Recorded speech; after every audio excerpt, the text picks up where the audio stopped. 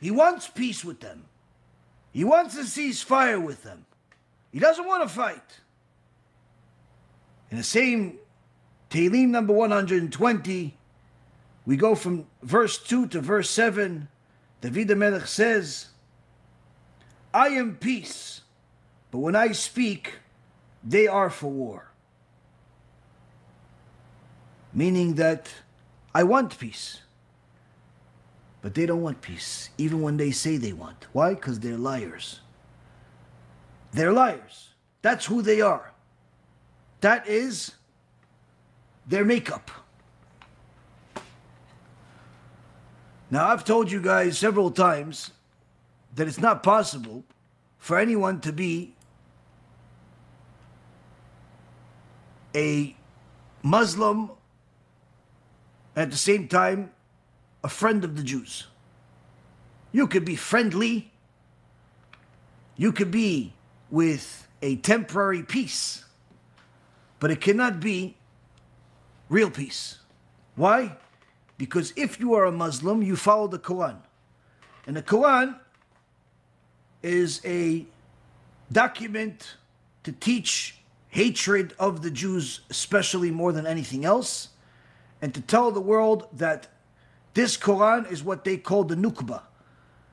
The Nukba meaning it's the rule, it's the law of the world. And everyone else has to follow it in order to get the permission to live.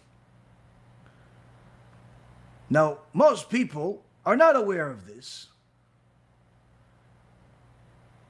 because they hear statements from the Muslims that say, no, what are you talking about? We value life. As our Quran says, that whoever takes a life, it will be as if they killed all of humanity. And whoever saves a life, it's as if they saved all of humanity. So you see, our Quran says we value life. You know what the problem is? They're never going to mention the source of that sentence. Do you know why? Because if they mention the actual source of that, someone will eventually look it up. And when that someone will look it up, they will find out that what they said is not exactly 100% true or even 50% true. And the good news is, somebody did look it up. In the Quran, in Surah number 5, chapter 32, comes this verse that everyone mentions in the name of the Quran being a peaceful document. And it says, that is why we ordained the children of Israel that whoever takes a life, unless as a punishment for murder or mischief in the land, it will be as if they killed all of humanity. And whoever saves a life, it will be as if they saved all of humanity. Here we see that the sentence is a world of difference from what they said. First of all, this is not the rule for the Muslims. This is what they say they rule and ordain the children of Israel. Meaning the Jews are obligated to believe this, not the Muslims. The Muslims don't believe that one life is, if you take one life, it's as if you destroyed the world. They have no value for life. They sanctify death.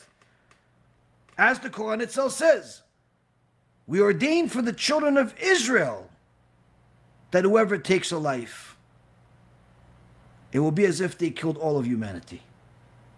Furthermore, where does this sentence come from? It comes from the Talmud. It comes from the Gemara. Meaning, this is one of the teachings of our sages. This is not a Muslim teaching. This is a teaching of our Jewish sages that say that the value of one Jewish life is as if it's the entire world. And little Muhammad over here is making it, is plagiarizing it and saying it, oh no, we're the ones that brought it, for the Jews to follow that. Now, since when do the Muslims care about the Jewish sages? Well, let's see. In Surah number chapter 5, verse 32, we saw that the Muslims believe that the Torah, the Muslims believe in the teaching within the sages, but for the Jews to follow it. And then the next verse, if someone just so happened to actually read what it says in the Quran, says, indeed, the penalty for those who wage war against Allah and His Messenger and spread the mischief in the land is death, crucifixion, cutting off their hands and feet on opposite sides, or exile from the land. This penalty is a disgrace for them in this world, and they will suffer a tremendous punishment in the hereafter. The Quran in the next verse tells us how they are supposed to follow the law, meaning the Jews not allowed to kill. Why? The value of one life is as if you killed the whole world. That's your book. That's what you have to follow. Why? Because the Torah is holy. The Quran says the Torah is holy. They follow the Torah, they say. But the rule for the Muslim, anyone that goes against us, then they get the worst possible torture and death you can possibly imagine, with details. Death, crucifixion, cutting off their hands and feet on both opposite sides, exile from the land, disgracing them in this world and the next. In so many words, a free rein to torture people. Pretty much what they did on October 7th is written in the Quran.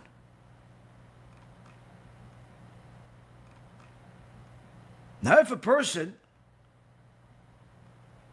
continues to read, they'll see that the Quran is full of these vile messages